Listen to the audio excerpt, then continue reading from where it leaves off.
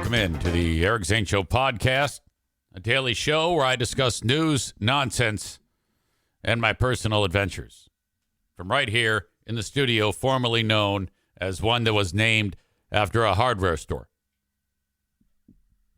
The gift that keeps on giving. When are these former Zaniacs going to get it through their thick skulls that if they continue to try to vilify and attack your old pal EZ, why would I not discuss that? Now, for a long time, these clowns have done this. We just want to move on. We just want you to leave us alone. And I'm like, okay, cool. All right, then do it. And then in the meantime, they're fabricating scarecrows for the We Hate Eric Zane party. They're beating me up on the Castaways United page over God knows what. And it's like, you know, when you do that, that is wind in my sails. That gives me I'm telling you, the guy who, one of the Zaniacs, former Zaniacs, Craig Danitz from Clearwater, Florida, he has said numerous times, whenever it's happening on the Facebook page or whatever, he says, why do you guys keep doing this? He is going to talk about this. The last thing we want to do is give him something to talk about. Not that I ever struggle with coming up with something to talk about. Okay? But let's be honest here. Tea and drama, spilling of the tea and drama, that is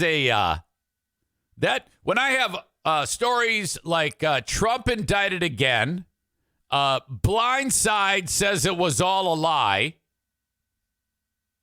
Okay? And this goes over that.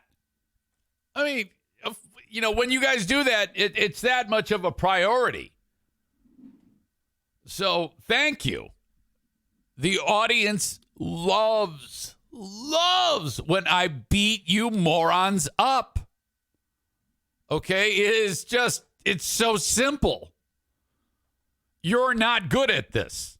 I've been doing this all of my life, running my mouth. You will not find me trying to talk my way out of that. I have from a very, very young age, I have been doing this. I've got my Malcolm Gladwell 10,000 hours times about 10. So, you know, this is kind of my wheelhouse. You're like high school football team. I'm the New England Patriots. I'm the 85 Bears. So yesterday, I parked on the Eric Zane Show subreddit where someone had a long-winded post.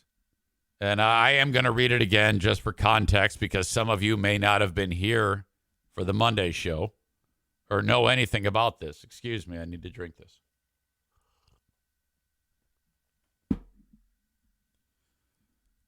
So I'm kind of lost here.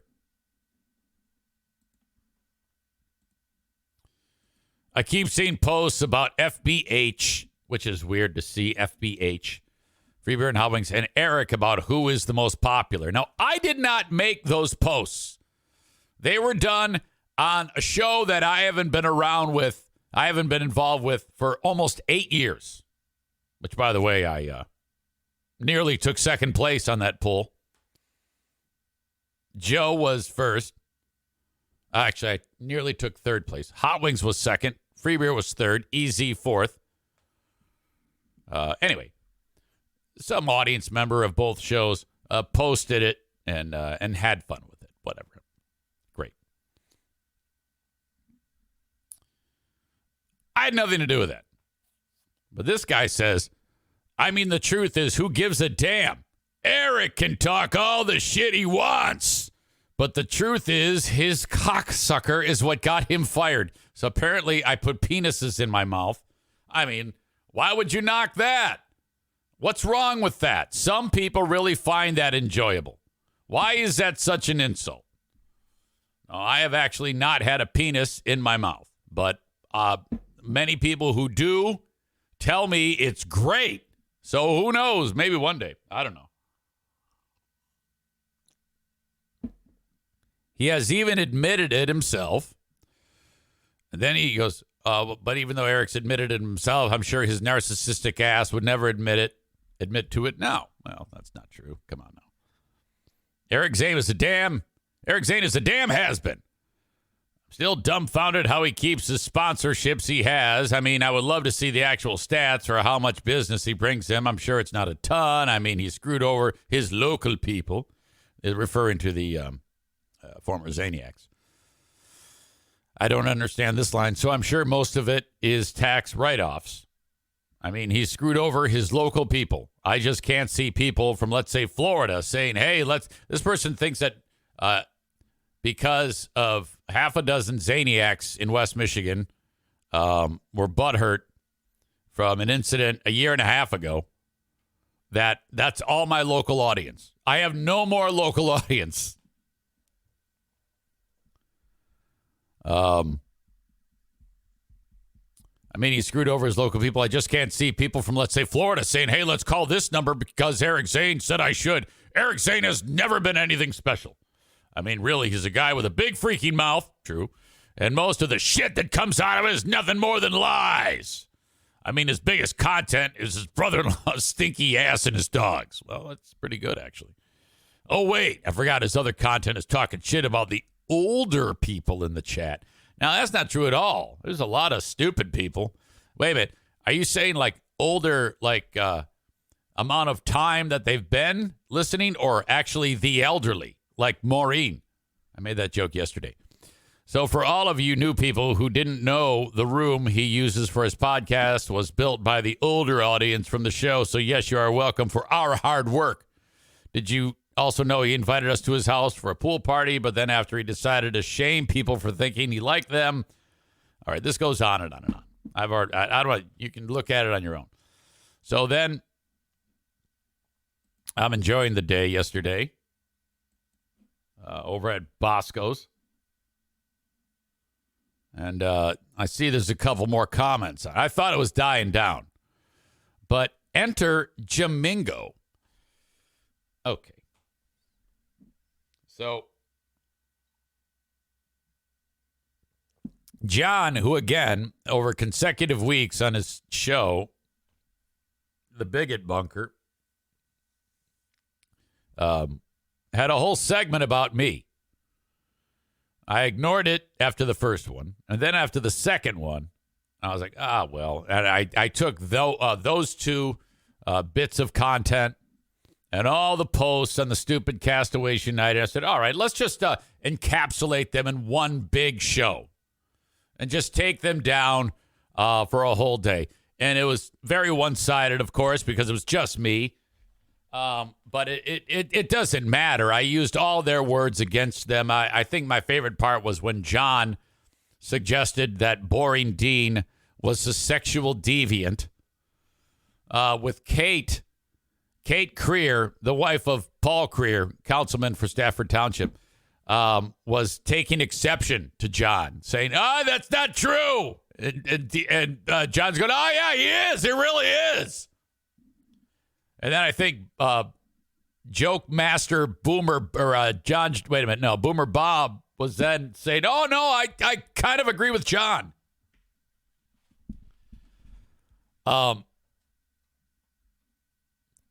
Corey wrote, all the former Zaniacs are pieces of shit with no social awareness and behave like animals.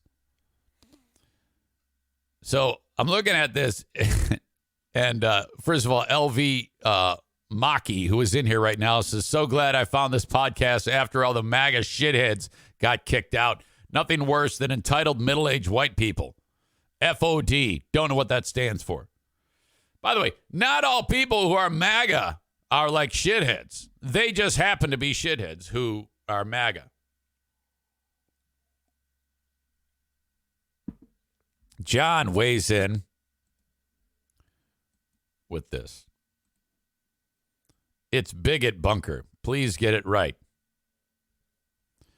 John says, I have to be honest. The original post sounds like a false flag post to me. I think Eric wrote that himself. August is a slow news month. Wait a minute. What do you mean August is a slow news month? You mean like historically, news doesn't happen in August? Really? So he's suggesting that because August is a slow news month and I wouldn't have anything to talk about otherwise, I have to write the stupid thing myself and then beat up John. Idiot. We need look no further than today alone. Trump, blindside, lady gets attacked by otters. That's just 3 off the top of my head that are going to buy me an hour and 15 minutes. That is ridiculous to even suggest that August is a slow news month, moron. I just feed off of what is fed to me. You are stupid. Stand by.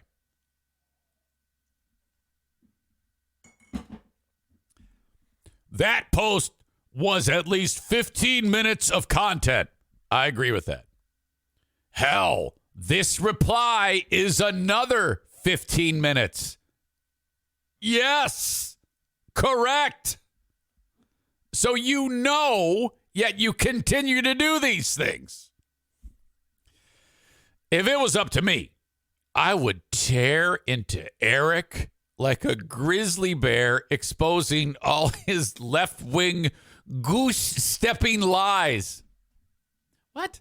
Left wing? The fuck is wrong with you?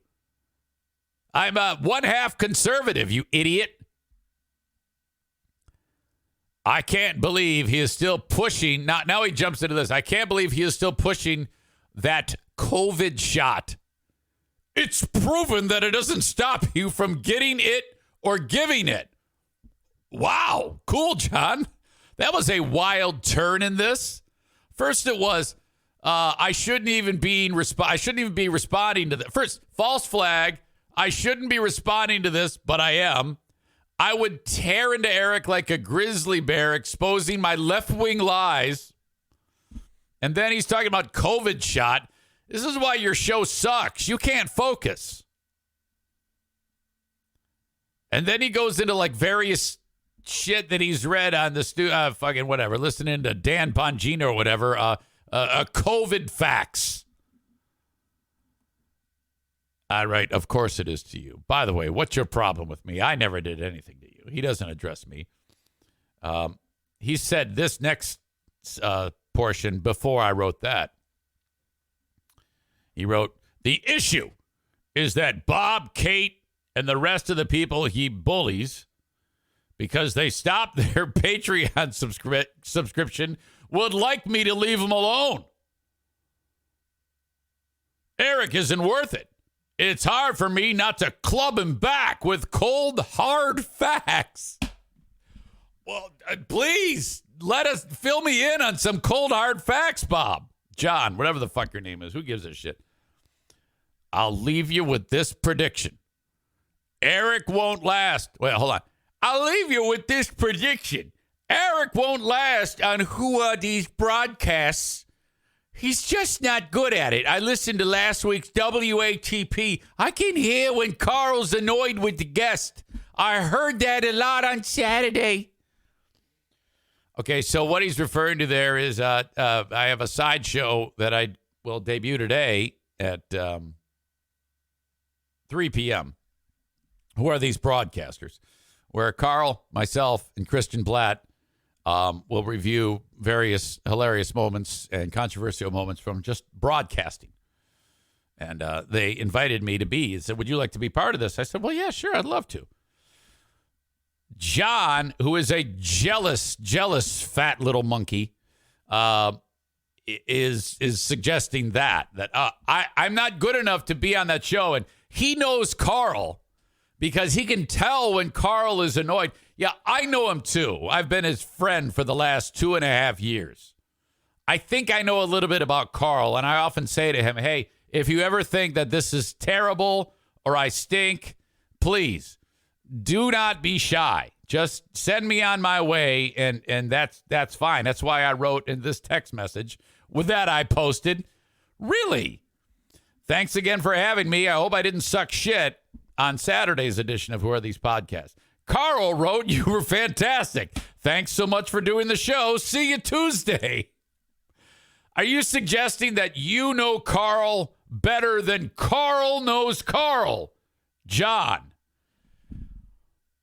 Oh, my God. This guy is fantastic. And then I added, you're referring to Kate Creer, wife of Stafford Township Councilman Paul Creer. Yeah, that's right.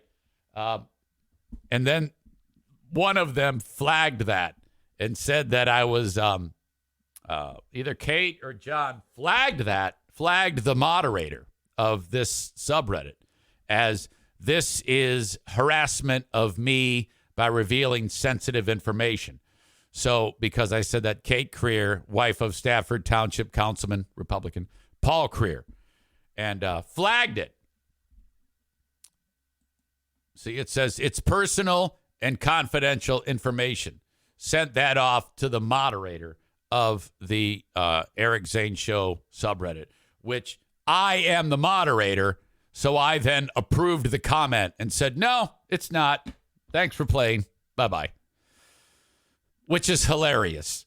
They flagged it like I did something. Hey, we're reporting this to Eric Zane. He's going to put Eric Zane in check over that. Well, yeah, okay, good. I'm glad. Approved, you idiots. They petitioned me about my comment. That's awesome. Oh, my God. Ryan says cage match, big fraud taking on Jamingo. Agreed. I will fly to Jersey to fight you anywhere. You fat fuck. I'll fight you and I'll fight fucking Boomer Bob. I'll even fight that crazy bitch Kate and her stupid ass husband. I'm guessing they sleep in twin beds in separate rooms. I would guess that Kate gets her dick from Micro Cock Jamingo. I accept all fights. I will fight any of those people. In the street. Yes, in the street, in front of your homes. I'll make a tour. I'll go down to Buttfuck, Alabama, beat the shit out of Bob. Then I will go to fucking Stafford Township, beat up Paul and Kate. And then I will go to wherever the fuck that fat bastard lives, and I'll fight him too. Agreed. I will do it. Ryan says it'll go down like Musk v. Zuckerberg, with Musk saying he needs surgery and wants to practice in Zuckerberg's backyard with him first. Yeah, that whole dynamic of, yeah, Eric's just mad that he lost the Patreon people. Yeah, they have been more than made up for. You know, this is no big deal. It was a big deal for a little amount of time. I had some stress and anxiety after I decided to attack the former Zaniacs as best as I could and just rip that scab off. But I don't give a shit. I was never upset that anybody canceled the Patreon. I was upset because when I told Dean to fuck off, they all turned on me. And then I was like, well, you know, that's how it goes. They chose Dean over me, and I'm okay with that. I don't have a problem with any of that.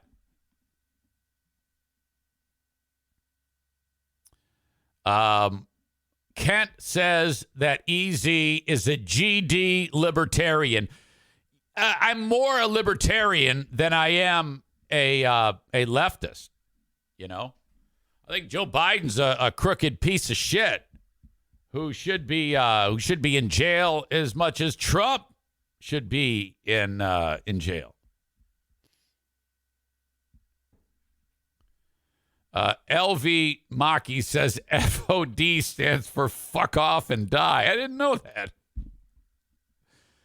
Linda says, I'm not sure they're entitled because they have nothing. And it's so true. I mean, my God. And then they're like, well, it wouldn't be so bad if his fucking people who are on our Facebook page wouldn't tell him. I want them to tell me because it's hysterical that you dipshits think that you are funny and engaging and witty, intelligent, attractive. Oh, my God.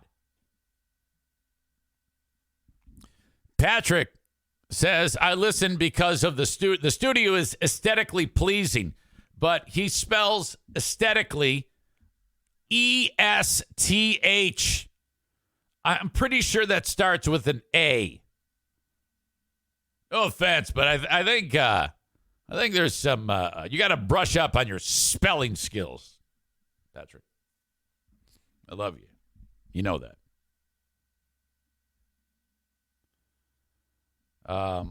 Let's see.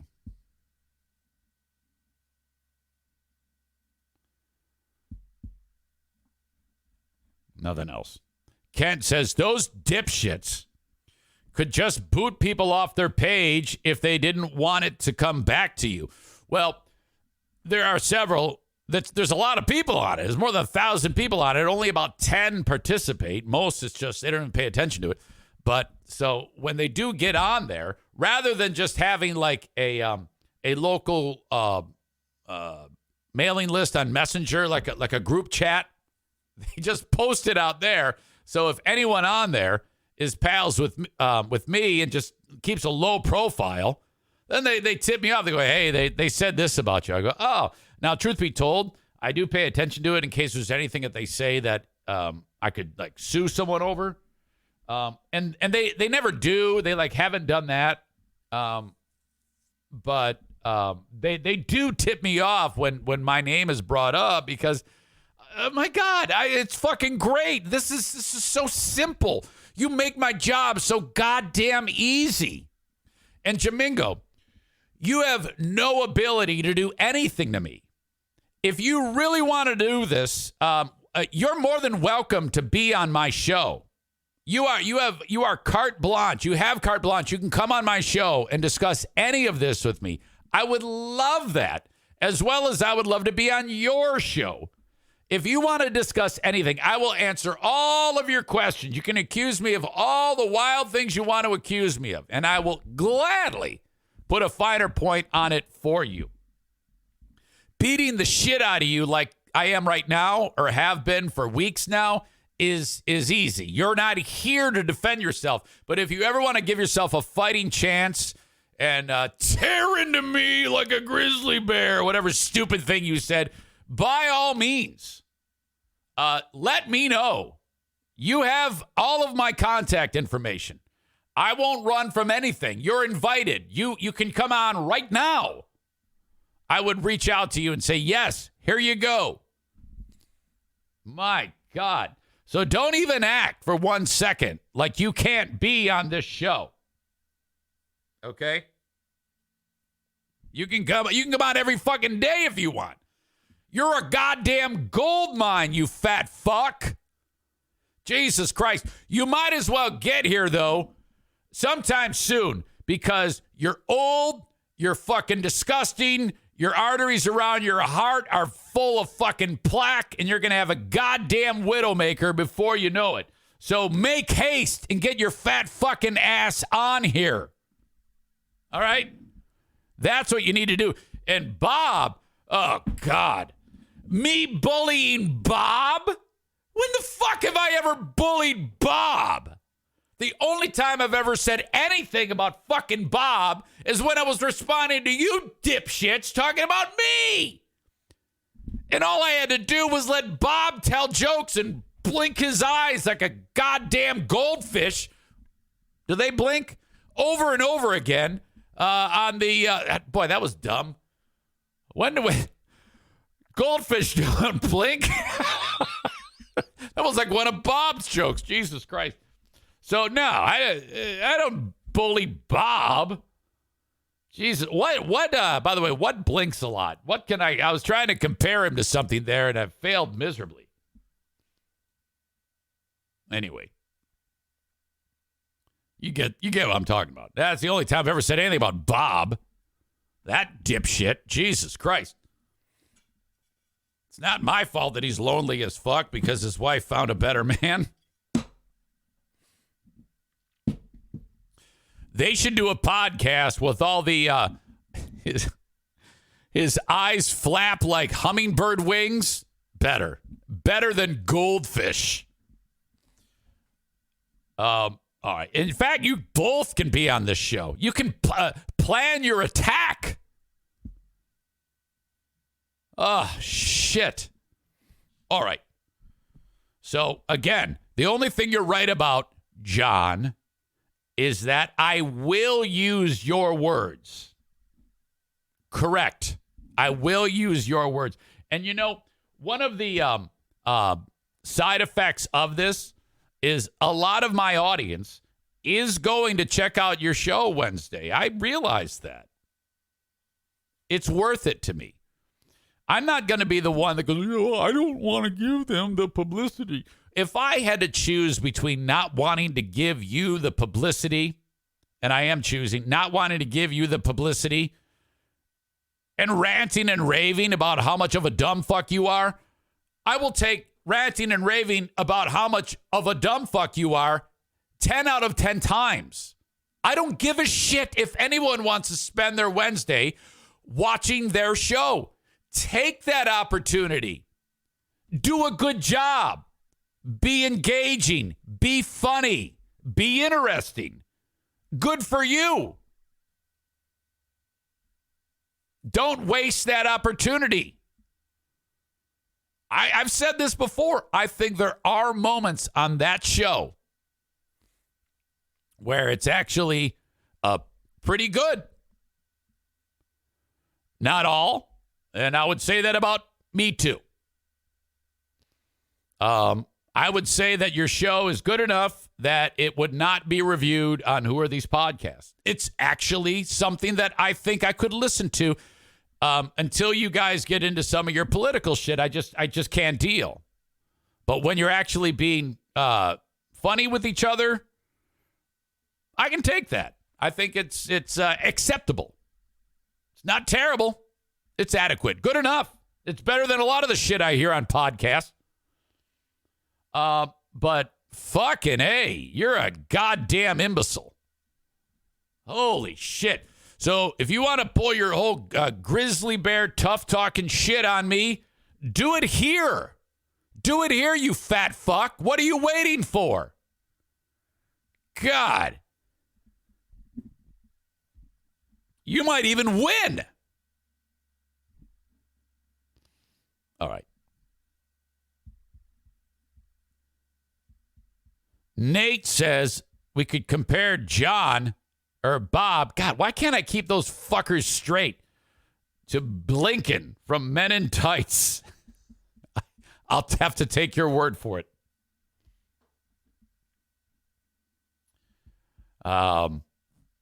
Linda says, get over it already, losers. It's been over a year since Eric lied to your ears. So, I don't know.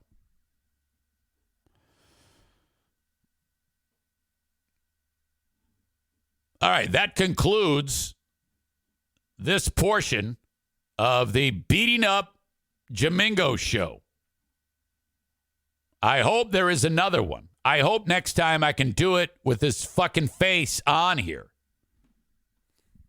By the way, after I posted that Kate is the wife of Stafford Township Councilman Paul Creer, which, by the way, if Paul Creer's constituents were aware that Kate is on there laughing along when they play drops that have the N-word.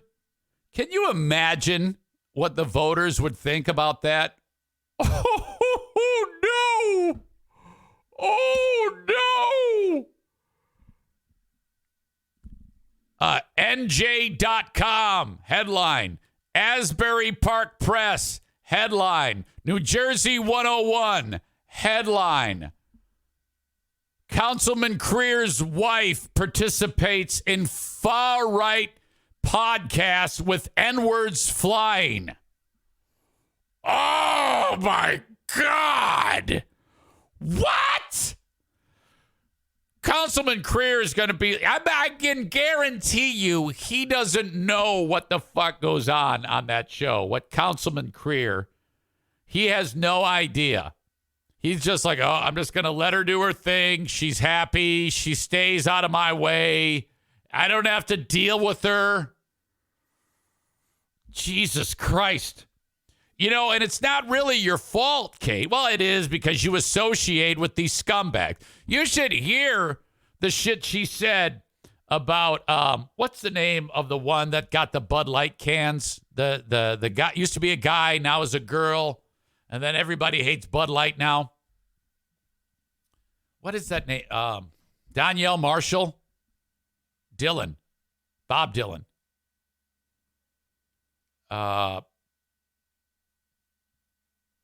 Dylan Mulvaney. Dylan Mulvaney. Oh, my God. You should hear what she says about Dylan Mulvaney, like all this hate talk. What the fuck? All right. Anyway, that would be horrible if the constituents found out about that. I would not want to be like an elected official. That'd be a free market solution, to be sure. You got to be careful what you say when you're an elected official, or you got to be careful what your wife says. Jesus. Chris says, Daniel Marshall, LOL, what the fuck? Old school NBA guy. Well, I got the DM in there. Come on. All right.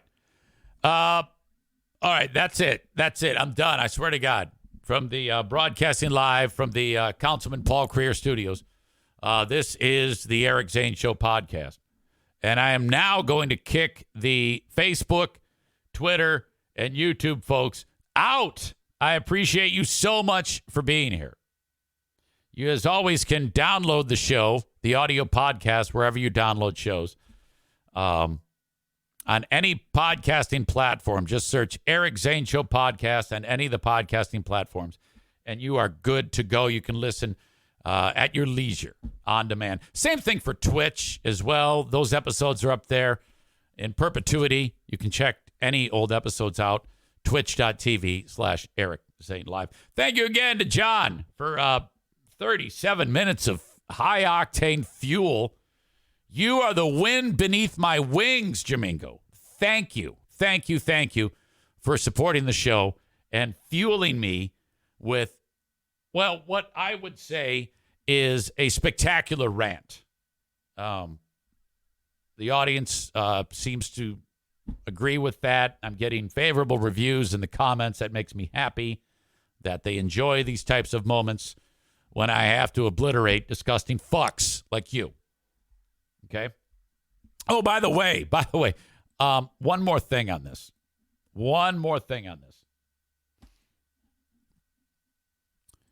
God damn it.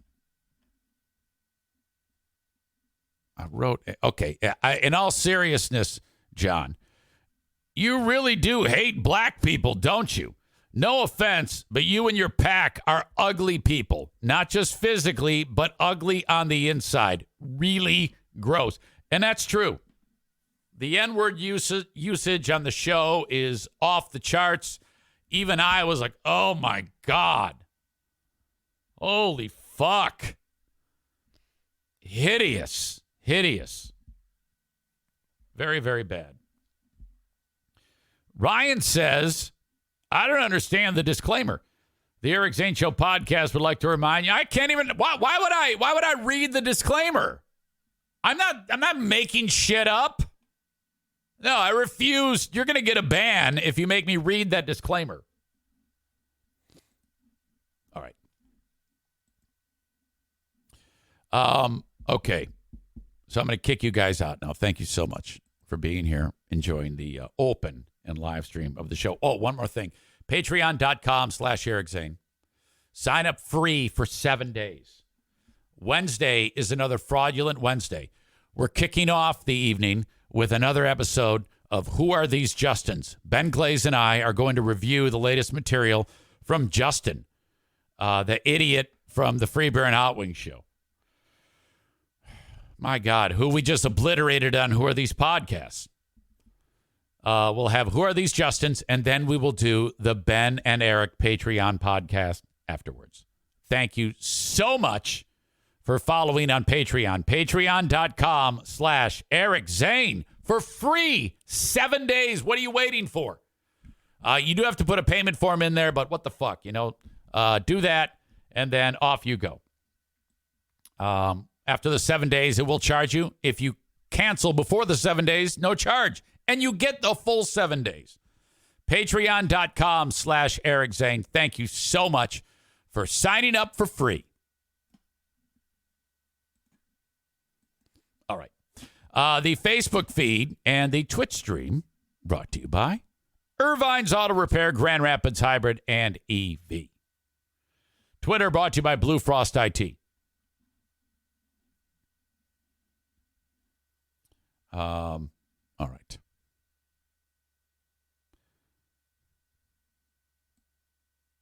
Maureen says, I was on vacation, Kyle. Nice to be missed.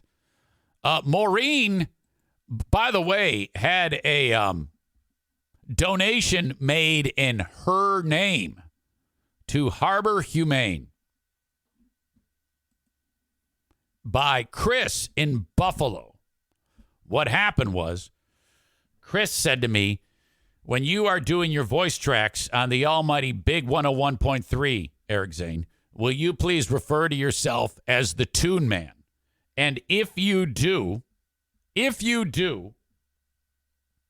I will go ahead and I will donate $50 to Harbor Humane. And he did that. Now, he writes here, EZ, I might have been buzzed and made a mistake when I was making the donation and clicked on, because you can click on behalf of the person, and you can also click on in memory of. Oops. Chris says, or they say, Chris, thank you for your generous $51.50 donation in memory of Maureen Smith. Donations like this ensure we can be the temporary home necessary for the 4,000 plus animals that enter our care each year. Through caring for our county's stray animals to transfers from crowded shelter partners, we're often kept on our toes and rely heavily upon donations to fulfill our mission of providing second chances at life and love. Thank you for investing in our organization and the animals we serve. We acknowledge this donation as requested. But the problem is, Maureen's not dead. She may be the most elderly member of the audience, but she is definitely not dead. Now, when I say the most elderly, yes, I do mean chronologically, but definitely not in spirit, heart, and soul and beauty. Okay? Until I'm told otherwise who the oldest person is. There was that guy, Bob, may have been old. I don't think Sir Bob of Oliver, but there was another guy named Bob. But he may have been alienated by my tough talking against Republicans.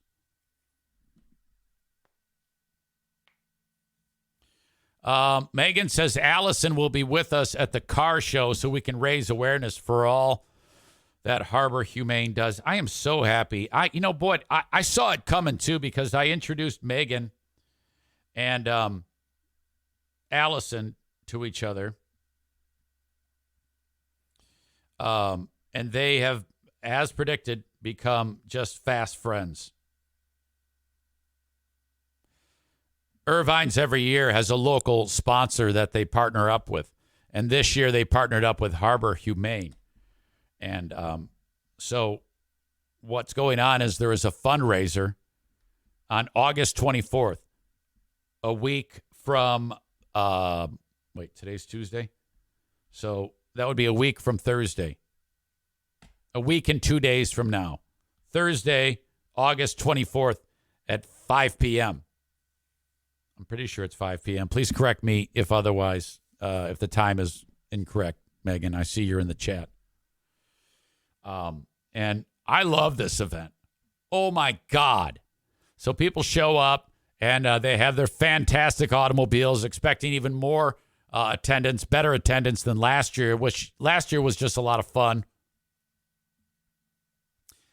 So I want you all to come out and hang out with me, Megan, Allison, a bunch of other audience members. We can go out to eat after over at Beltline Bar.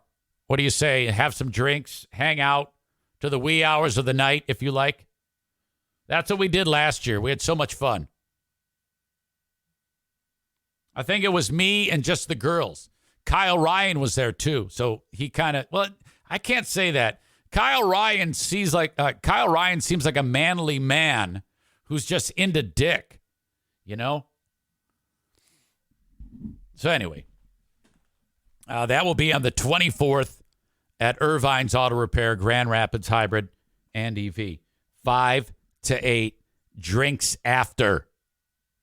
I imagine the ladies will start drinking beforehand. Megan says her dad was there. Yeah, that's right. Your dad was there. Kyle Ryan was there. Maureen says Kyle was there. You told him to stop being gay and get over there. All right. Where is my brain right now? What was I talking about? Okay, the car show. So join me for the car show. It's going to be a lot of fun, and I want to see you there. The open and live stream brought to you by Blue Frost IT, the managed IT service provider for the Eric Zane Show podcast. And to me, this is one of my favorite sponsors. I'm asking businesses to keep Blue Frost IT in mind. With the rest of you, just as consumers, businesses are consumers too, but it's kind of like a niche thing because you got one business, Blue Frost IT, petitioning other businesses trying to get their message out through me about their services. So you have a business, you have tech that makes your business go and grow. And there's going to come a time when you need new tech. All right. I think I'm getting there right now, actually. And when you upgrade, your best plan is to sit down with a professional to find out what exactly the tech needs are available to you that you might not even know about that can make your business better. Otherwise, you're probably just going to start buying things that you think are appropriate, and then maybe you're buying too much, too little, or not the right technology to support your business. You could be making your life harder. And the time to do all this is a real pain in the ass. Time is money. Sit down for a 30-minute complimentary consultation with Blue Frost IT, who will then make a recommendation about what you need to make your business hum. All right, that looks great. Buy it. You buy your stuff. The stuff comes in. Blue Frost has it. They set it up for you. Now they have a project. Okay? The project is established. They do it. They get your tech up and running. And then before you say goodbye to them, you sign up for them to be your managed IT service provider. You now have a tech department. You pay them a little bit each month. It's an insurance policy to make sure that your tech is operating at an optimum level all the time. I do this for my business. That was the first quote-unquote employee I ever had was my tech department with Blue Frost IT. You need this. It's step one for a business these days. Reach out to them at 616-200-8550. All right. Your old pal EZ needs to go tinkle, and then we're going to talk Trump. getting indicted again. Holy shit. My God. And how this is going to backfire against the Democrats. In my opinion, every one of these indictments will bolster his popularity even more. It's now starting to get to a level where there's like a lot of people who may have been on the fence are like, well, this is too much, because most people are stupid. And they're going to start to like really sympathize somehow with this fucking idiot. And so this is going to blow up in their face, and Trump will probably win. I didn't think that before, but now I'm starting to think he will win. Okay, don't go anywhere. BW Ionia is ill-informed, as I was too. Writes, making sure Trump can't run for president again is pretty worthwhile. Mark writes this. EZ, I heard you say that if Trump is convicted of a felony, he cannot run. Not true. He can. And if elected, still be sworn in as president. Check out this link. It was an article back in June of 23. Can Trump still be president? I combined still and Trump to make stump. Can Trump still be president if he's convicted of a crime or found liable in a civil case? This was relating to the indictment on 37 federal felony counts related to his alleged mishandling of classified documents after leaving office. He, of course, pleaded not guilty. That was the first time federal charges had ever been brought against a former president. It's the second criminal case filed against Trump. This is, again, from June. Has nothing to do with yesterday. Marks the latest legal challenge. In early September, Trump surrendered to authorities in New York over the falsifying business records, 34 felony accounts there. He pleaded not guilty to those charges. Back in May, he was found liable in a civil case against Jean Carroll. That was so crazy.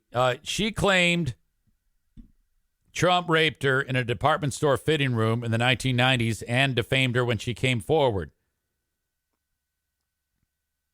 The jury did not find that he raped her, but did find that he sexually abused her. Think about that.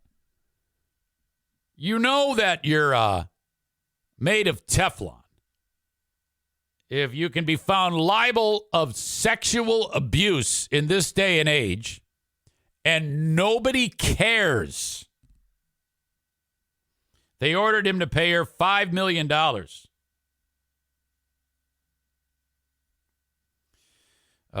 The three cases raised an intriguing question about his bid to retake the White House. Can he still become president if he's convicted in New York or Florida? The short answer is yes, from a legal perspective. While charges against a former president and leading contender for a party's major presidential nomination are unprecedented, there is nothing in the Constitution that prevents someone who has been charged or convicted from seeking or taking office. Now, we all assumed, and I don't know where we all heard that from, that you couldn't. There's also nothing barring someone found liable in a civil suit from entering the White House. It's, quote, it's pretty widely accepted that the list of qualifications in the Constitution is exclusive.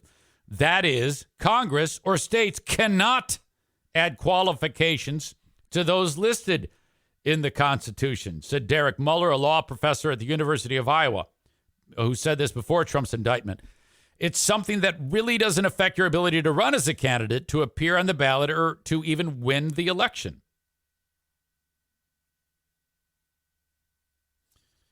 And so this is just crazy. I firmly believe that these indictments are handing the election to Trump.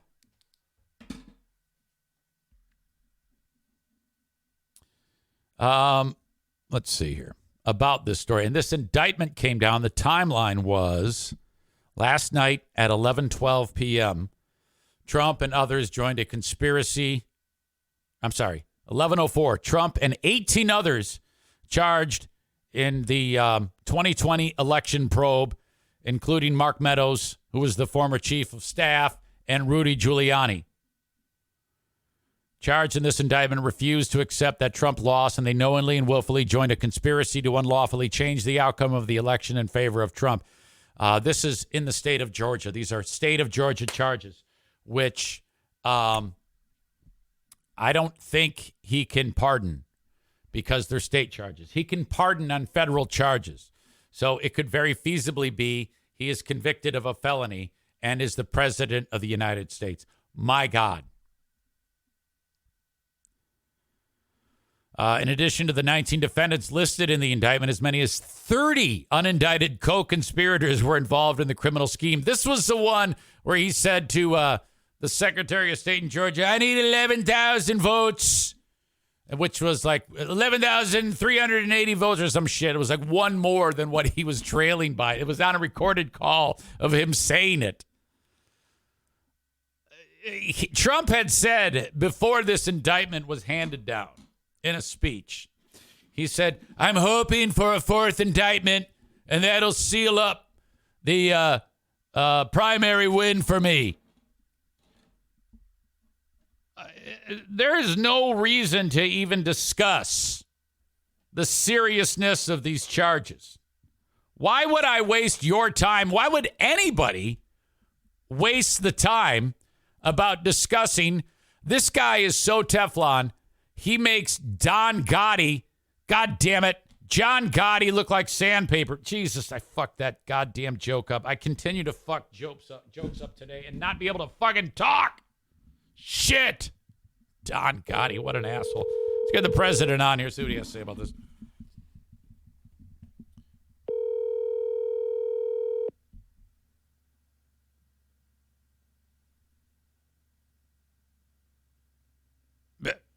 Hello?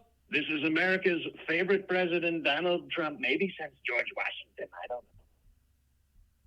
know. Oh, I thought it was a recording. Good morning, sir.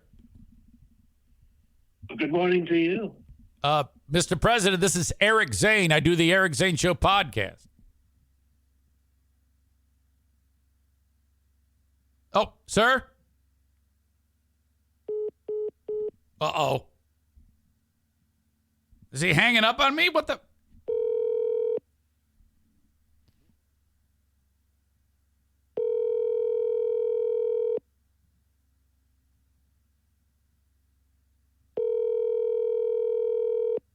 I don't know what was. I can't tell if that was a recording like he was fucking around or if that really was Trump.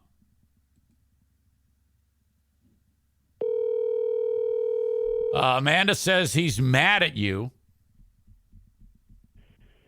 This is the wonderful voicemail of President Trump. Let's make America great again together with your message. I don't know what the fuck is going on. Well, I need the president to call me back then. This is crazy. I don't know why he would be pissed off at me. In my opinion, I agree with Trump. The fourth indictment sews up, well, the primary, I don't even think that was in question. My God. I just want it to be closer so that he can, what do you call it? Be on the debates.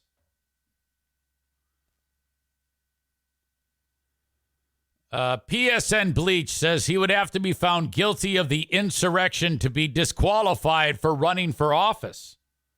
Well, that contradicts what we just talked about. Listen. Oh, she goes Trump. Hello, Eric Zane Show podcast. It's such amateur hour over here. I'm so sorry. We started a new girl this morning with the phones, and I got to be honest, Big Fraud Zane. You contacted Samantha this morning and said you'd have us on in the 8 a.m. hour. Yep. And I had to sit and watch you listen and talk about this John Jamingo. It went on and on and on, and you never brought us on. Yeah, I'm sorry. Now it's the 9 o'clock hour. I'm sorry, sir. Sometimes these things happen. I get on a roll, and then, I mean, I'm sure you can relate. I mean, you talk to audiences for like 3 hours at a time. Oh, of course. I totally understand. Some things happen. By the way, this John Jamingo you talk about, I think he's terrific from what he sounds like. I think, I don't know, maybe you're on the wrong side of the fence on this one, Big Fraud. Well, you're right. I think you would have a wonderful time talking with him. He would, he is right up your alley. He is a fan of you. It's so true. And you got to be so careful with the vaccine talk, I mean, as you know, I got them done in 9 months, and it was supposed to take anywhere from 5 to 12 years. I broke their ass. Right. I broke their ass so bad. And you know who doesn't like it too much? The FDA, because they were very bureaucratic, and I got it done. I got it done so fast. But I don't even really like to talk about it. Because as a Republican, it's not a great thing to talk about. Well, yeah. I mean, Jamingo, he thinks that your vaccine is shit, sir. Yeah, for some reason, that's just the people love the vaccines and the people that hate the vaccines, but conservatives aren't. I understand both sides of it, by the way. I understand it. And we just have to, we have to move on from it. We can't talk about it. Well, that's all right. Fine. If you insist. But what I do want to get into is you were hoping for a fourth indictment. Isn't that right? And then lo and behold, here's a fourth indictment. Oh, it absolutely. And it comes in at such a. All right. I've been podcasting for going on 5 years. And one of my favorite things of all time is the fact that HelloFresh is part of the Eric Zane Show podcast. Now, let me get to the chase here. Cut to the chase. No one says get to the chase. Let me cut to the chase here. You're going to end up going to HelloFresh.com/Zane50. And then you'll also use the code Zane50 for 50% off plus free shipping. I'm telling you, man. Oh, my God. This amazing, amazing product is delivered right to your door. The cold stuff stays cold, and everything else is sent to you in pre-portioned packages so that you can cut down on all the extra garbage that you would have to buy if you were making these amazing recipes from buying stuff at the grocery store. And then it's just incredible, the stuff that you can make. Make your home the hangout place all summer long with crowd-pleasing eats. From a backyard bratwurst bar to tangy key lime pie. Can you imagine making key lime pie? HelloFresh Market makes summer entertaining a cinch. HelloFresh, take a bite out of summer from chef-crafted seasonal recipes to their new fresh and fit summer menu. HelloFresh brings flavor right to your door. One of my favorite things is when you plate the food and whoever you're serving it to is like, what the heck? Did you do this? Did you buy this? No, I made it. It's HelloFresh. And you do it all in the comfort of your home, featuring quality proteins, fresh produce, and plans for many lifestyles. It's no wonder why HelloFresh is America's #1 meal kit. Go to HelloFresh.com/Zane50 and use promo code Zane50, Zane50 for 50% off plus free shipping. Once again, HelloFresh.com/Zane50 and then use the code Zane50 for 50% off plus free shipping. EZ loves HelloFresh. Weird hour. Such a weird hour, by the way. I was recently, as you know, in the wonderful state of Iowa, and Ron DeSanctimonious drew almost no crowd at the Iowa State Fair. This was on the weekend on Saturday. Yeah. Neither did any other candidate, with, of course, the exception of your favorite president, which is me. Thousands and thousands of people, by the way, they attended this, and I broke probably state fair records. Let's be so honest about that. Yeah. I don't know if that just goes to show you this indictment. I mean, first of all, DeSanctimonious should just drop out. Let's be honest about that. I mean, he's in single-digit numbers, such terrible numbers that he's in. My numbers are so high, you wouldn't believe the numbers that I have, and this indictment's only going to help that. Right. I cannot. It's silly to think that there's anything that can stop the Trump train right now. I mean, you have been just shrugging these things off like no big deal. Well, they're no big deal because we have a low-life prosecutor, this deranged Jack Smith. Did you know that he broke into my Twitter account or whatever the hell they're calling it? What is it, like the artist formerly known as Twitter? I don't know what they're calling it. He breaks into my account and he says he finds information. I mean, what could he possibly find that's not already known? Just like the early morning raid of Mar-a-Lago, it's all crooked, it's all illegal, it's all being done by Joe Biden. It's so corrupted, and he's so incompetent and incognizant, I say it all the time. He's maybe the worst president in the history of the country, don't you think? Sir, what did you think about that song by that artist named Oliver Anthony about rich men north of Richmond? Oh, it's a tremendous song. I think our song people are looking into it. I think we're going to try to use that and probably on the campaign trail. We don't know. We got to reach out. He's very hard to get a hold of. We've got a couple of emails out to him and such forth, and he's not responding. He's not responding. He blew up overnight, though. He did. That. I don't know. Yeah, that. and conservatives are like, now I love him too, but conservatives really love that guy. He feels that. Or they feel that he's singing to them for the common man, and you like to fancy yourself as a common man too, right, sir? Oh, I'm as common as they come. In fact, I was just doing a little morning golfing out on my Trump International course here in Florida, and I was with my 9-iron. I said I could probably shoot it all the way over there, and I did. I did so great, Big Fraud. I got it right where I wanted it. I understand golf probably better than anyone. I know you try your hand at golf and you're so terrible at it. Yeah, no, I hate golf. I if every golf course were burning like Maui, it would make me happy. I hate golf. It's terrible. It's terrible, by the way, what happened to those Hawaiian people. I think, isn't that where Obama was from? He probably had something to do with it. We don't know. It's a state. They've been a state since like 1959. Right, of course. It's totally a state.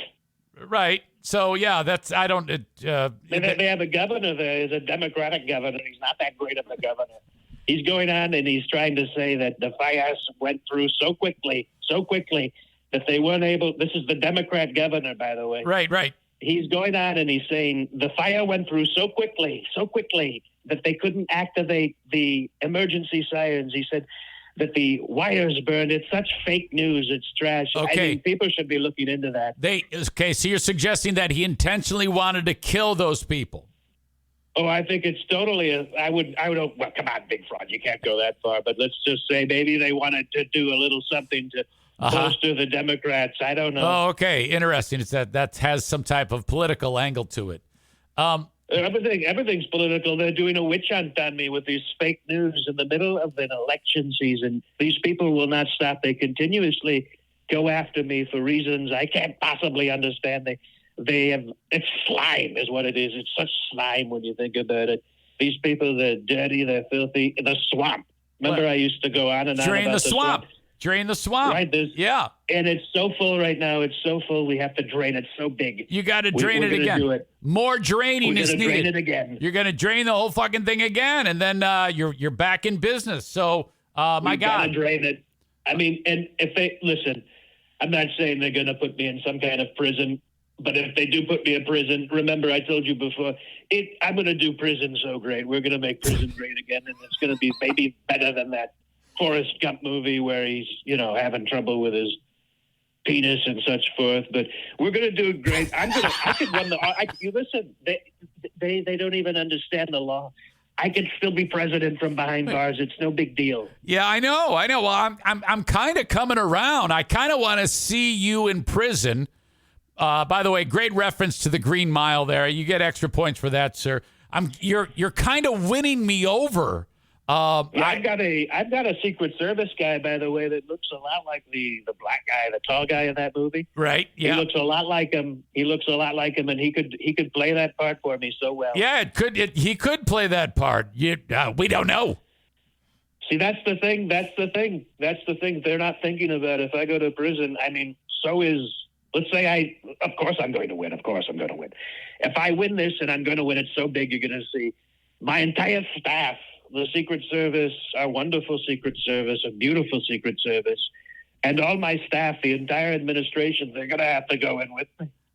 Of course, yes. So we wouldn't want to do that. We wouldn't want to do that. You're gonna rule the yard. Oh, of course. And, I'm a proponent. I don't know if you knew this. We were talking about this on your program, I think. The death row should be brought back. I think we should be killing drug dealers. We should be killing all these drug dealers. We would not have a drug problem in this country if we reinstated the death sentence. I'm just saying. Okay. I'm just saying it. So you're convicted of dealing drugs. They just kill you. I suppose so. I mean, but I'm not dealing drugs. Let's be so honest about that. I mean, there were boxes. When they raided my beautiful Mar-a-Lago, they found all kinds of things in these boxes that, I don't know what they found in there. They could have put anything in there. I'm being so honest about that. I think they put documents in there. I don't know if all those documents were in my possession. Those boxes may have been empty. I'm an innocent man, Big Fraud Zane, so innocent. And it's going to be... I wish you know what? Why don't you call up the Fulton County grand jury and tell them that I did not tamper with the election, by the way. These people that tampered with it I don't know. It wasn't me. I might have made a phone call. Or two. But I didn't tamper with anything.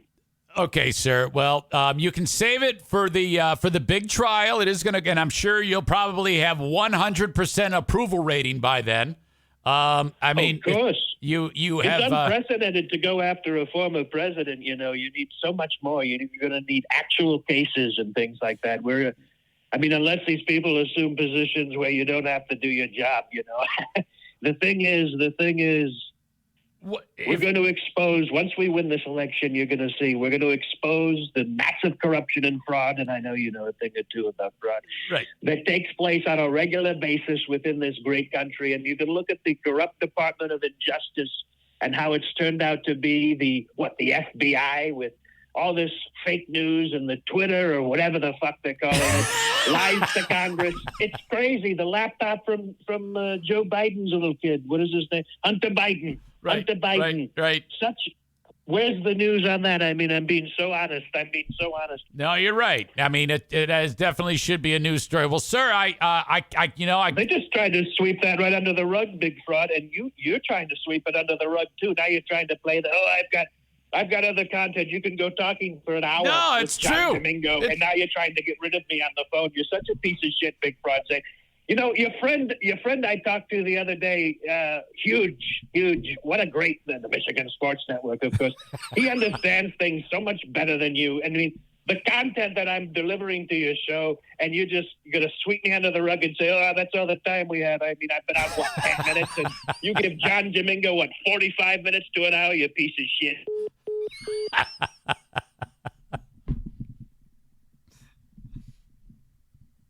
Damn.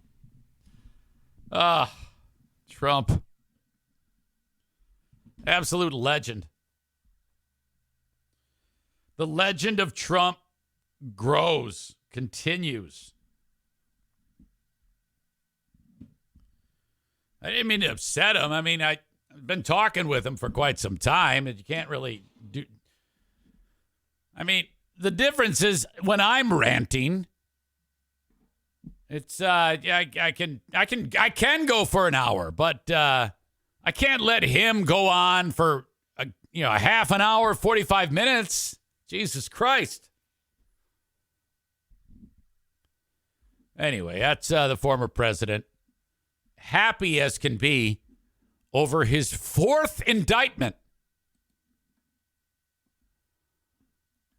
They are alleging 161 acts as part of racketeering charges. Mark Meadows, Rudy Giuliani, Kenneth Cheesebro, former Department of Justice official Jeffrey Clark, a bunch of other people who you don't know who they are. It's a 98-page indictment centering on racketeering charges under the Racketeer Influence and Corrupt Organizations Act. RICO, like the mob. Remember they used to use the RICO Act against the mob? It charges 41 counts, 13 of which Trump faces, and alleges that Trump made 13 false statements in his effort to overturn the election results.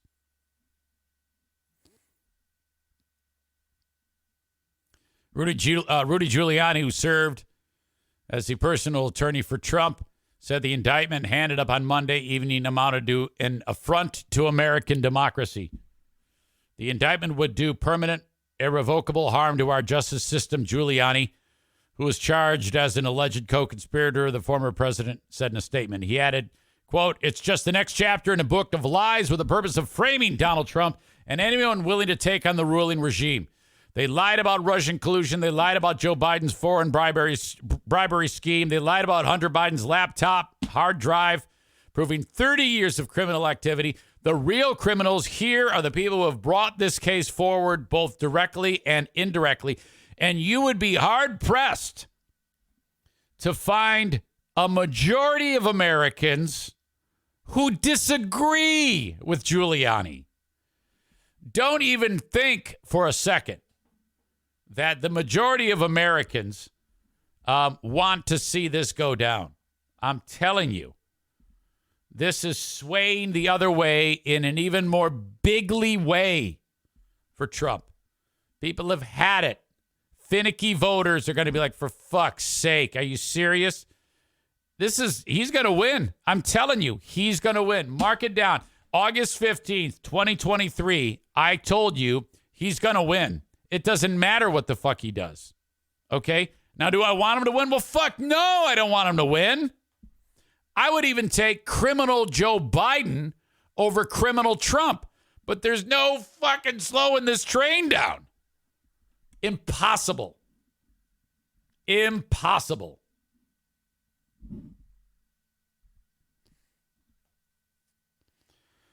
Aram says, I agree with Giuliani. Nate says he's taking bets. Not Nate in Kentucky. Sean says, by the way, what happened to Giuliani? He was a hero to many after 9/11. Do you remember when fucking Borat movie? Was it the Borat movie? Yeah, the Borat movie that Giuliani was in. That awkward scene. How did Sacha Baron Cohen not get sued over that? That was so intense. Wolverine Bronco says, you mean criminal Hunter Biden, not Joe Biden. Oh, come on. Yeah, who cares about Hunter Biden being a criminal? Joe Biden's right there with him. He's a fucking liar. You can't tell me he wasn't affiliated with Hunter Biden and all of his business dealings. Come on, give me a break, guys. He's no better, okay? Pick your poison on these two pieces of shit.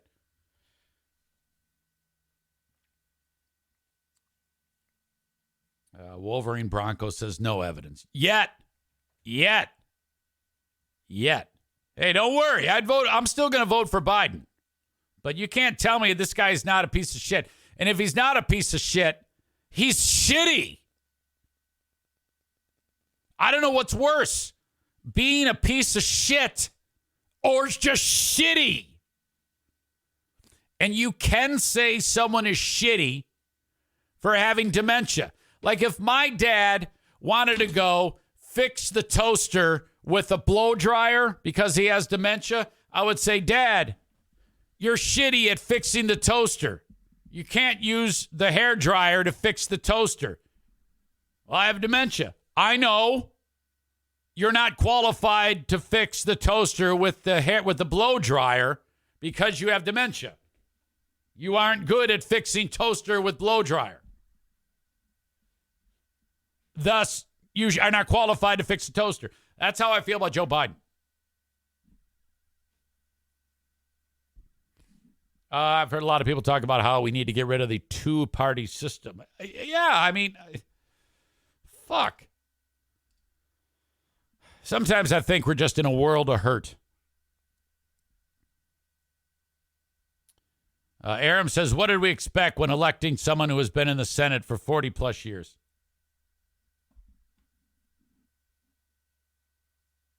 All right.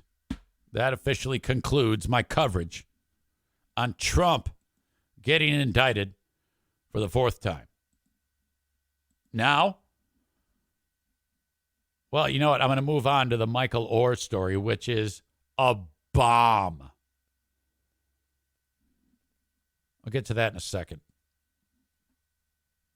Thank you to Joe Martinez. Visited my son's house from A&E Heating and Cooling yesterday. He found out that the AC is leaking. The Freon is flowing right out of it. Joe gave them options about how to repair it, and it's going to get done. Thank you, Joe, for getting that done so quickly, making time out of your schedule. You can get that same type of top-level treatment from Joe Martinez when you need him for a sudden service call, maybe a scheduled service call, hell, even a after-hours service call if you really need it. 616-516-8579 for A&E Heating and Cooling. If you do need service to the level of a brand new install, you're going to be taken care of with Joe. 616-516-8579. Best in the business in West Michigan. Go ahead and get estimates from the other guys and then compare them to Joe Martinez. There was one time, full disclosure, that Joe didn't beat someone from the competition, but then he made it clear to, I think it was Tyler, why the other guys were charging what they're charging and why he's charging what he is charging. Tyler chose A&E Heating and Cooling. 616-516-8579. We've got racing this weekend. God, what is my deal? We have racing this weekend at Berlin, and you can get tickets by going to berlinraceway.com. $14 when you buy them online. It has been quite an exceptional year. They're setting attendance records at Berlin Raceway this year because of all the hard work done by Jeff Striegel, Andrew Postma, and everybody that works hard to deliver fantastic entertainment, affordable for you and yours at Berlin Raceway. If you've never been, do it. We took my backup wife, Sherry, there on Saturday, and she goes, I cannot believe how much fun I had. And she doesn't know shit about racing, okay? But it was just great. The sound, the excitement, the power at Berlin Raceway. The presentation is top level. BerlinRaceway.com. 15 and under, always free. Parking is free. After the event, you've got a bar underneath the grandstand called Sip Shine, which is a local moonshine maker. Those guys are doing amazing things. And there's a band playing afterwards. It's awesome. BerlinRaceway.com. It's a great time. Like if you're like a new power couple, like Crazy Ashley and Mr. Striping, Shoreliner Striping, Tim Mayer, you guys should get Rakuki and Mrs. Rakuki and go see the races. I'll even take you there. You should come with me on Saturday, the 9th of September. That would be fun.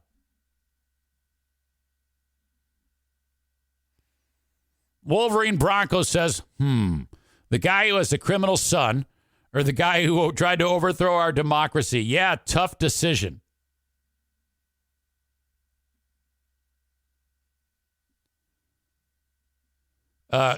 Cooks _20 says for the first time, hey, at Crazy Ashley 24. Ashley says, who's that? Ashley says, let's just ban you now.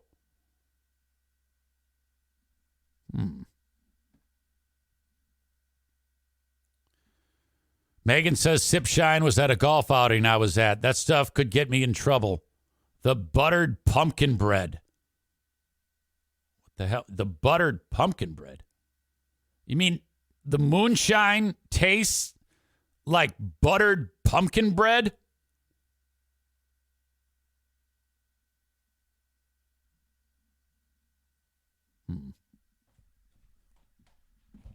Okay. So 2009, the movie comes out, Blindside. I think it was 2009, which, by the way, Sandra Bullock playing the part of Mrs. Tuohy in that film.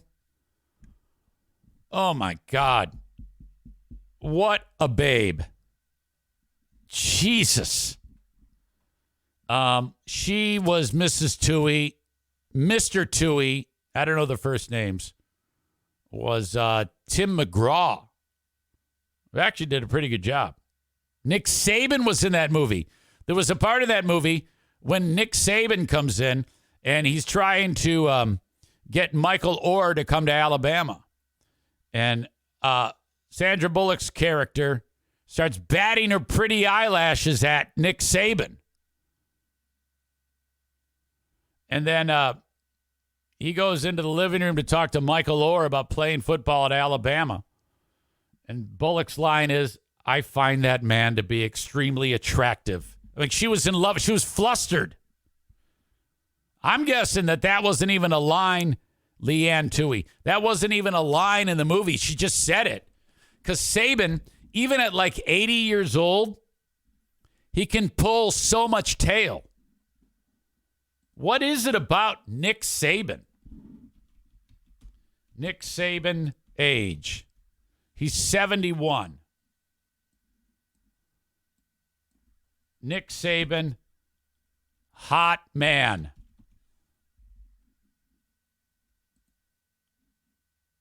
Okay. Let's go over why chicks love Nick Saban. This is a real picture of Nick Saban. Right here. There he is. No, that might be photoshopped. Look at him when he's young. 1990 Nick Saban. You know, he looks like a dork. He's a late bloomer. Because here he is in his 60s. He looks a million times more manly than when he was like in his 30s. What is it about old dudes that women find attractive? I have this happen to me all the time.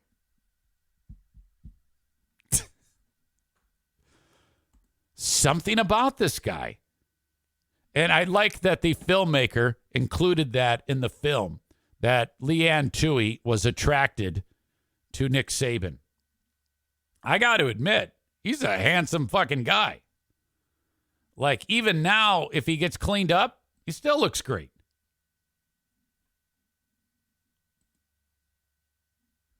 I can't put my finger on it, but Linda may be able to. She is just in love with that guy. Look at him here. He's all tan and handsome. Nick Saban, current pick. I need to see this guy looking like shit. Because at 71 years old, he needs to start looking like fuck. Nick Saban, current pick. He still looks great. Son of a bitch. Asshole. Come on, man.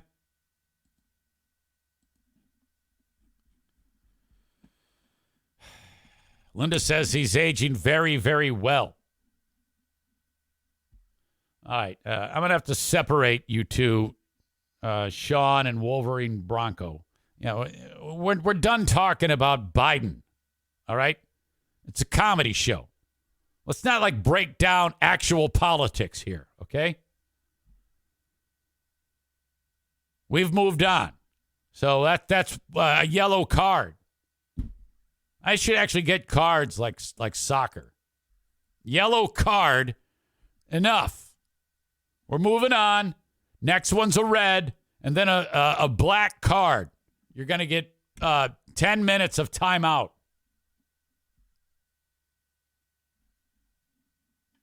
Maureen says that he touched her. What do you mean by that? You mean like finger bang? Is that what happened to you? Maureen says, I loved him first, and he touched me. He shoulder punched me. All right, now the sisters, Linda and Maureen, are fighting over the love of Nick Saban. What the fuck?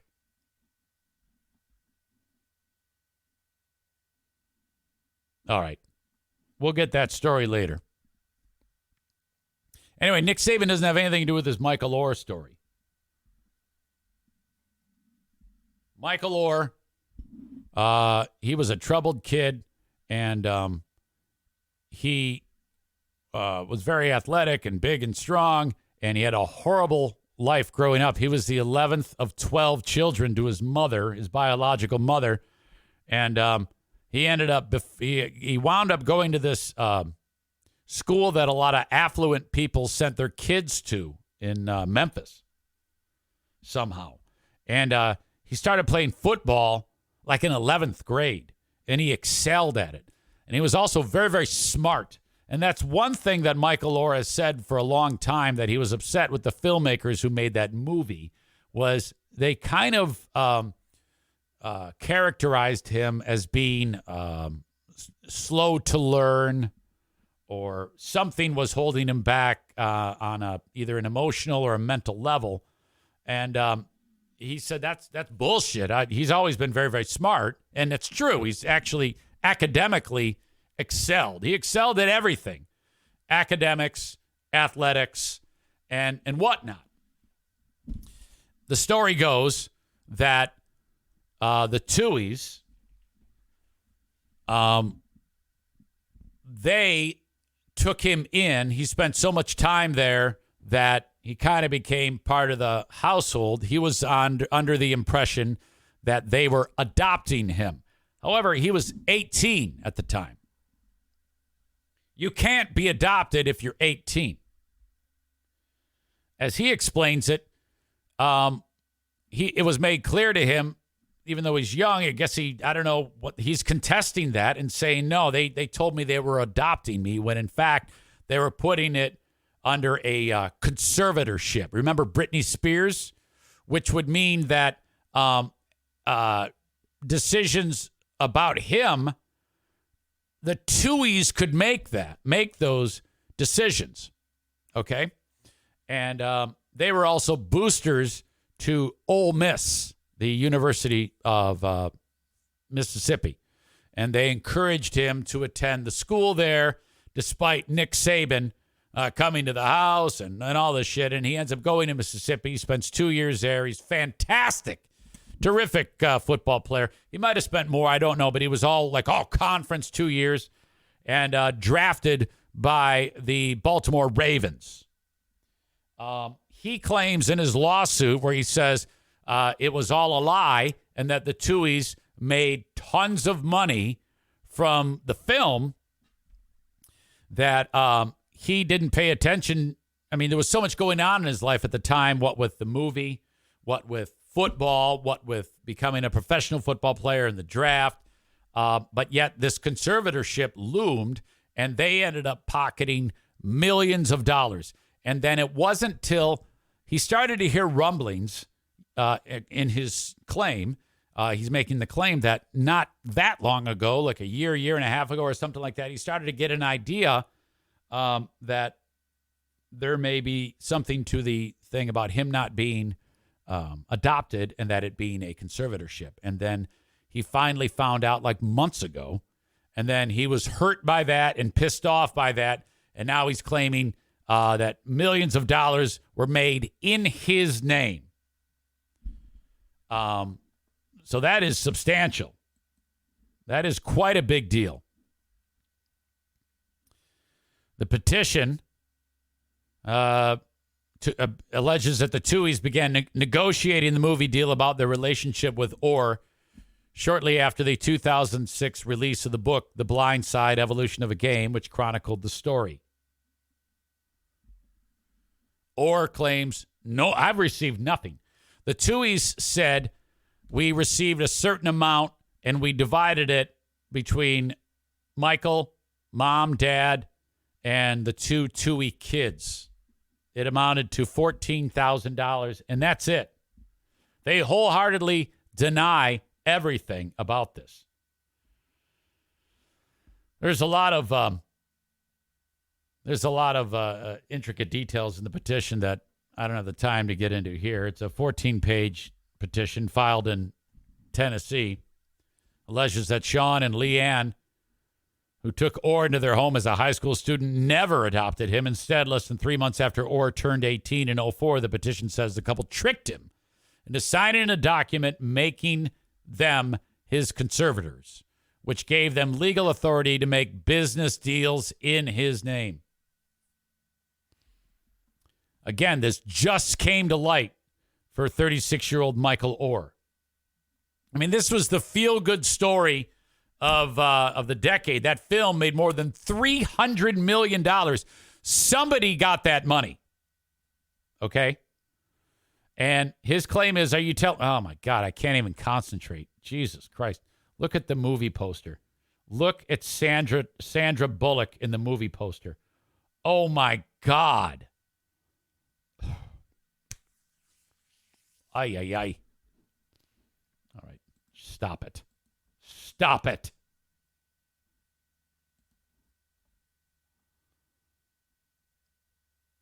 Oher's petition asked the court to end the Tuohy's conservatorship. Like, it's still going on.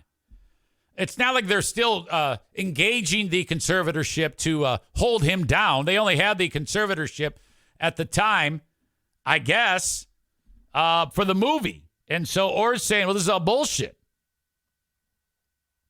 He's also looking for a full accounting of the money. What happened to the money? Who made the money? And he wants his fair share of the profits. So, my God, I don't know anything about conservatorships or proving it legal, proving it not legal. I don't know. But that is the bone of contention there.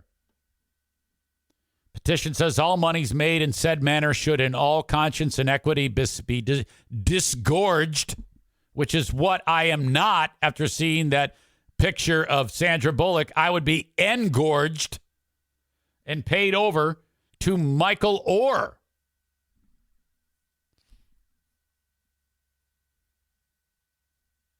Jesus.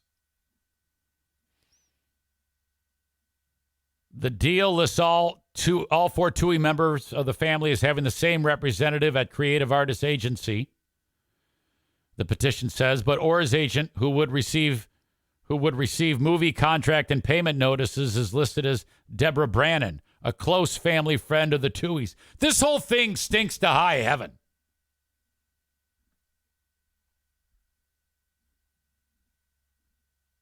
My God. I'll link up the article. You can look at it yourself.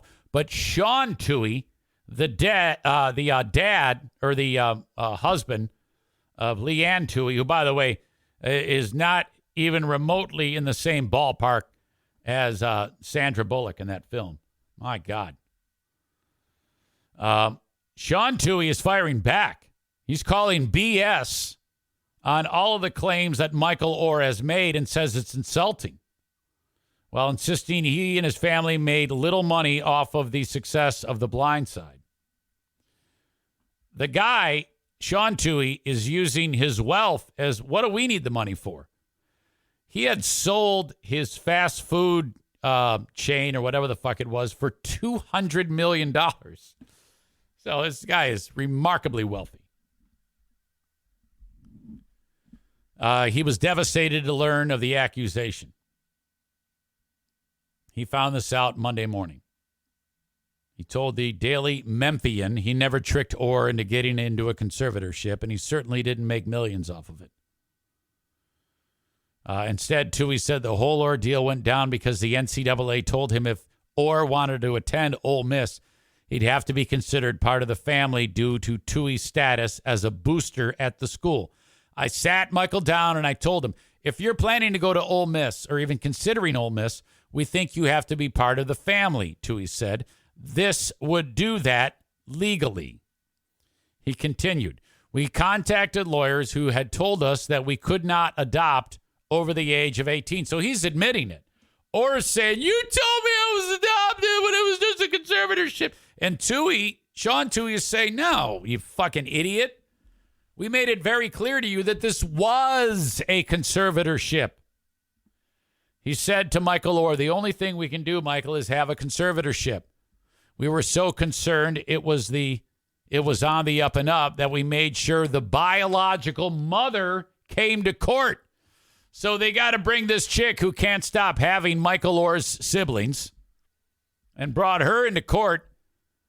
Tuohy then said he'd, quote, of course, end the conservatorship if that's what Oher wanted. As for the allegations that Tuohy used the conservatorship to negotiate a big movie deal with Fox that netted massive profits for him and his family, Tuohy said it just never happened. We didn't make any money off the movie. Well, he says, Michael Lewis, the Blindside book author, gave us half of his share. So the guy wrote the book. And then the guy who wrote the book had however much, it was a $200 and some thousand. I don't know what the fuck it was. $200 and some $1,000 to sell the rights of the book to the studio, which he then did. Then the author gave half of the money to the Tuohys, who divided it 5 ways. Michael and everybody else in the family got $14,000. He said, and I don't need money. I had over $200 million. I just sold my fast food franchises. So if I had fuck you money, I didn't give a shit. I don't care about some stupid fucking movie. I just like the kid, and I want Ole Miss to win. So we hired this gigantic man. We encouraged this gigantic man to attend Ole Miss, and there we go. Thank God we didn't have him go to Alabama. My wife would have sucked Nick Saban's dick like all the women want to do. I believe Sean Tuohy. I think Oher, I don't think he's lying. I just think he's misguided. I think he's been, convinced of this. Tuohy says, I will say it's upsetting that people would think I would want to make money off any of my children, he said. Tuohy also said the outlet is family, and Tuohy also told the outlet his family and Oher had remained close in the years after the release of The Blind Side, though he began to notice a schism. I'm guessing contextually that means divide, but I'm not sure. A schism forming about 1.5 years ago. No question. The allegations are insulting, he said, but look, it's a crazy world. You got to live in it. It's obviously upset everybody. All right, I'm not saying Michael Oher is lying. I think that somebody got into his head and fucked with him. That's what I say. BW Ionia says, though it's spelled SCHISM, it's pronounced jism.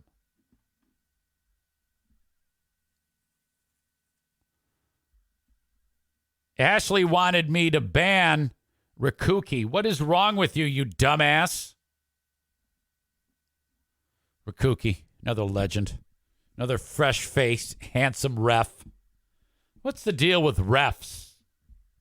Why are the refs outside of Marcus and Scarpace handsome?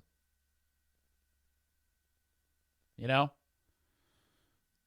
Marcus is a disaster. I mean, thank God he doesn't ref anymore. Guy can't skate. If you look at him from the other side of the glass, you turn to stone. He's so homely. Jesus. Doesn't even have a tongue. Can't even blow a whistle. Sorry, I'm just chirping. That's what you hockey guys call insults. He's just chirping. Now, Rikuki and Mayer. Rikuki and Mayer walk into the room, and you're at a bar, and Rikuki and Mayer come walking into it. Instantly, the floor is going to be soaked. Chicks are just going to start to cream right there. And it's like, oh, my God, you're going to hear the swoons when these two idiots come walking in there. It's not their fault. All they want to do is maybe get some mozzarella sticks, get a drink after a long day of work. And then they got to deal with that. The floor is all slippery. It's unbelievable. Must be tough being that handsome, you bastards. And then Ashley insults him. She's like pals with him. Way to go, stupid. Idiot. My God, what am I going to do with this group? Bunch of dumbasses. Okay, so that's what's going on with Oher. Oher says, I think he's just misinformed. I believe Sean Tuohy. I don't believe that guy wanted anything to do with that fucking movie. I mean, he helped make it. He helped tell the story so that the author could write the book. That's all he did. The author sold the rights to the filmmaker. The family didn't sell the rights to the filmmaker. The book was written by what's-his-fuck.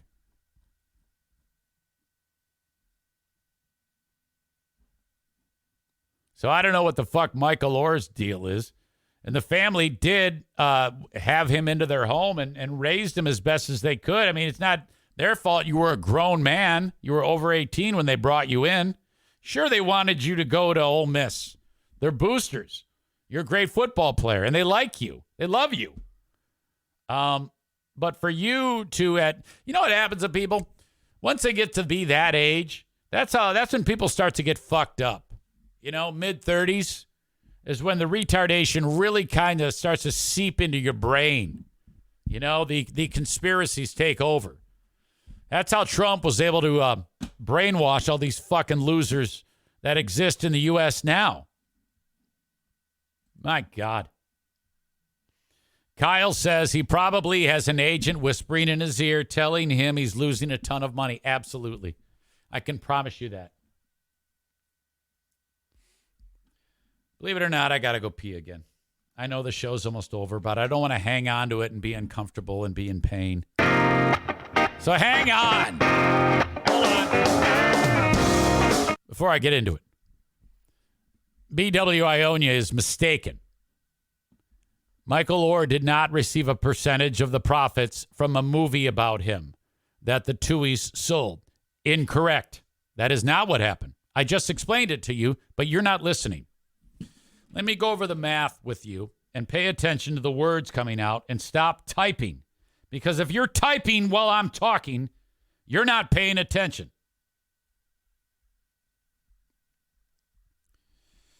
The Tuohys received $70,000, which they split 5 ways.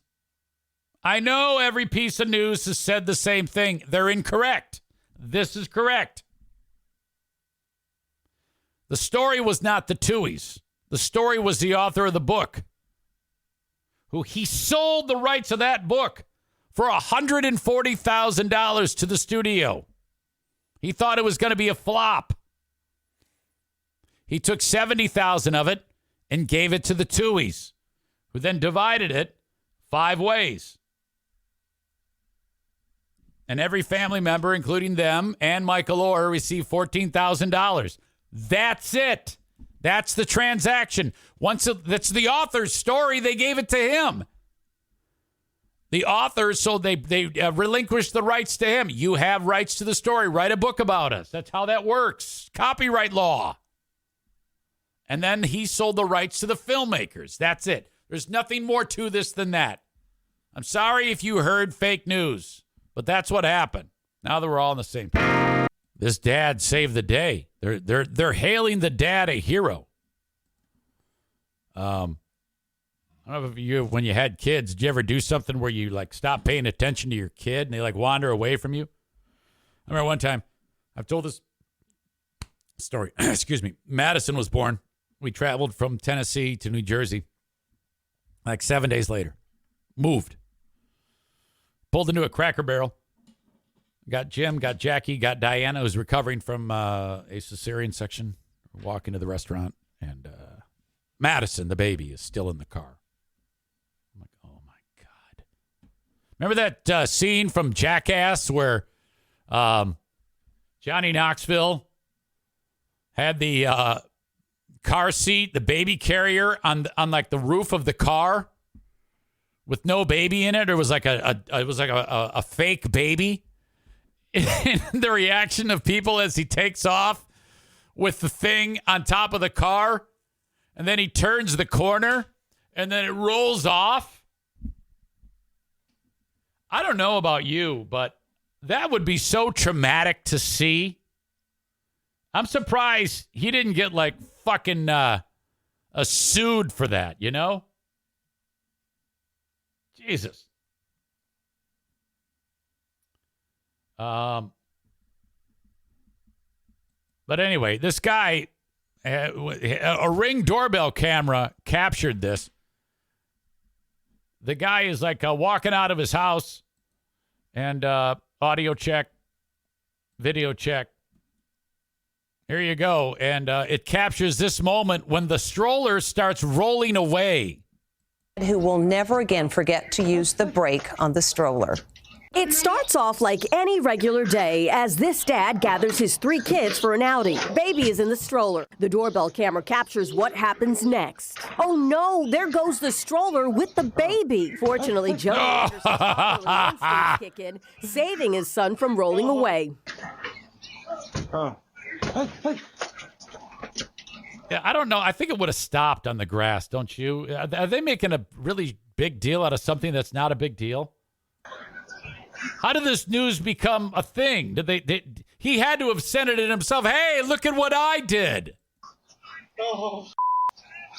And here he is. Oh, okay. This guy. Look at him.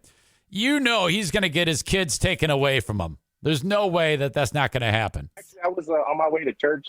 We were running a little late. And you sprung into action. What the fuck? What is that? I just turned around and I see him going. I'm sorry. They weren't on the way to church. Look at him. They were on the way to get meth. I rushed to save him. Baby Saint is okay from It's a cute baby. It's a very cute baby. Saint is the baby's name. Hello, baby. his bouncy ride down the driveway thanks to Super Dad. Super Dad? He's horrible. He fucked up in the front. They're calling him Super Dad? Oh. I wanted the kid to say, Dad, you suck as always. Oh, my God. I don't know if he's Super Dad. Ladies and gentlemen, this is the Trevi Fountain. It was completed in like 1759.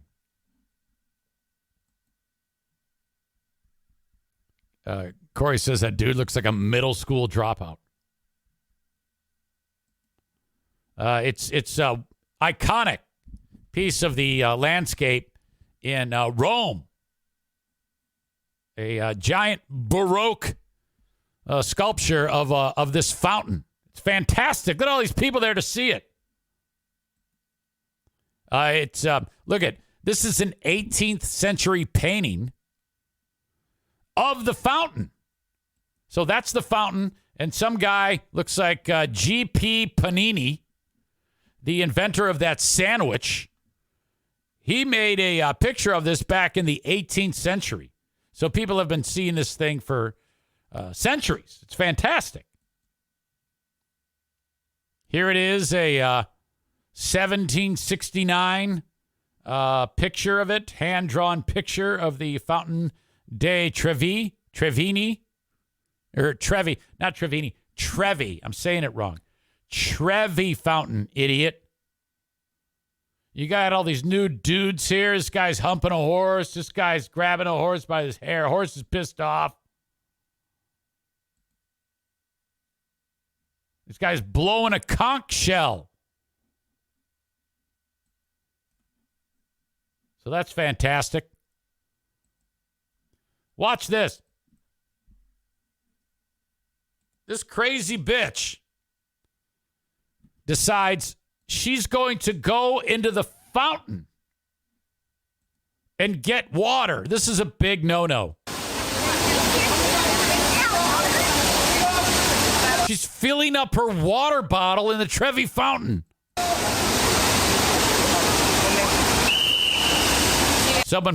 Okay, the fountain police are blowing the whistle. She's in trouble.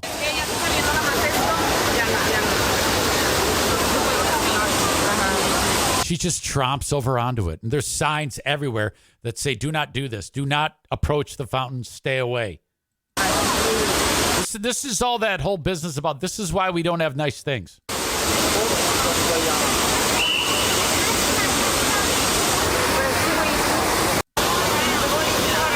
Okay, we see Rihanna is going to come up and yell at her.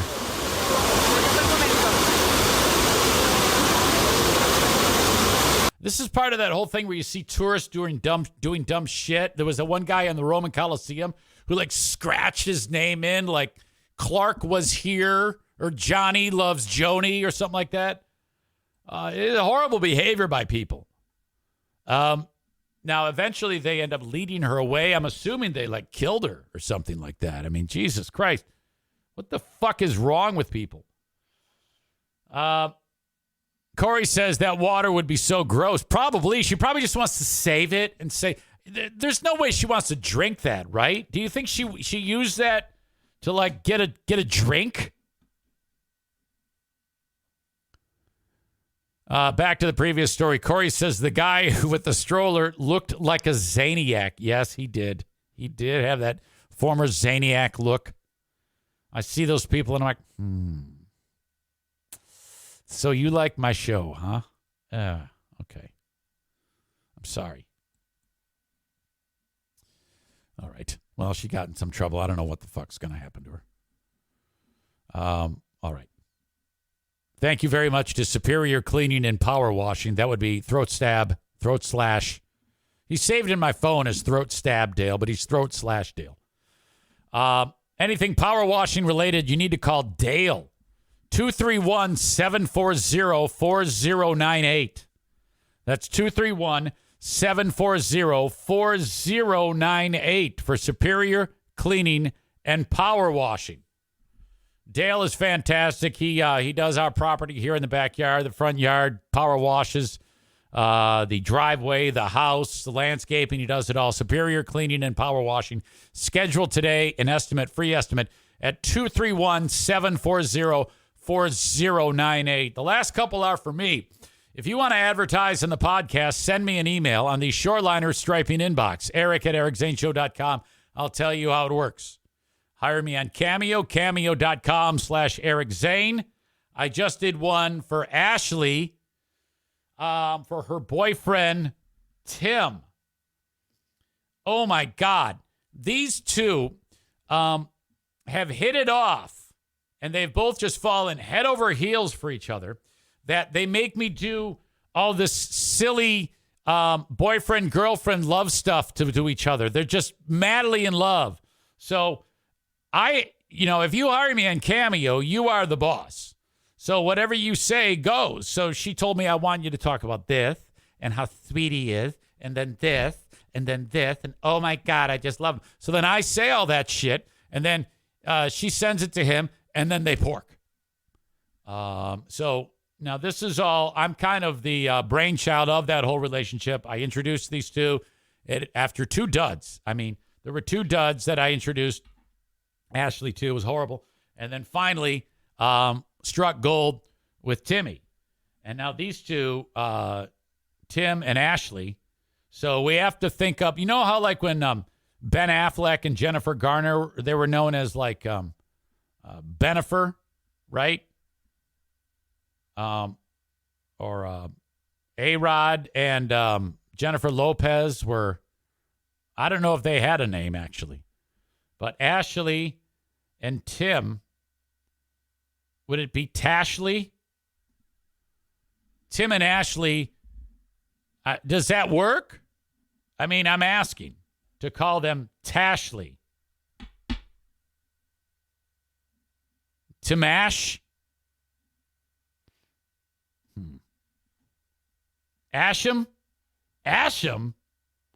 Ashley and Tim would be Asham. By the way, people who aren't subscribed are in an ad break now. It's like 3 minutes of ads. What a bummer for you. Corey's getting it.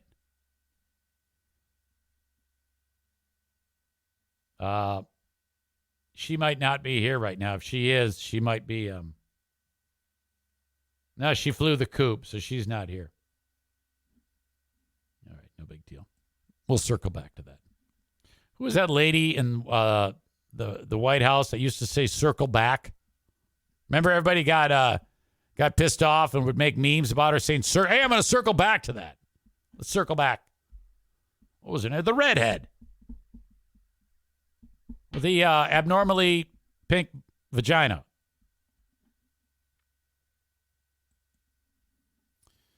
Ladies and gentlemen, that is my time. I appreciate you. Thank you. You are all fantastic. Jen Psaki is her name. All right. Love you guys. I appreciate you so much. I'll talk to you down the road. Patreon starts in a little bit. Patreon.com/Eric Zane. Till then, bye-bye.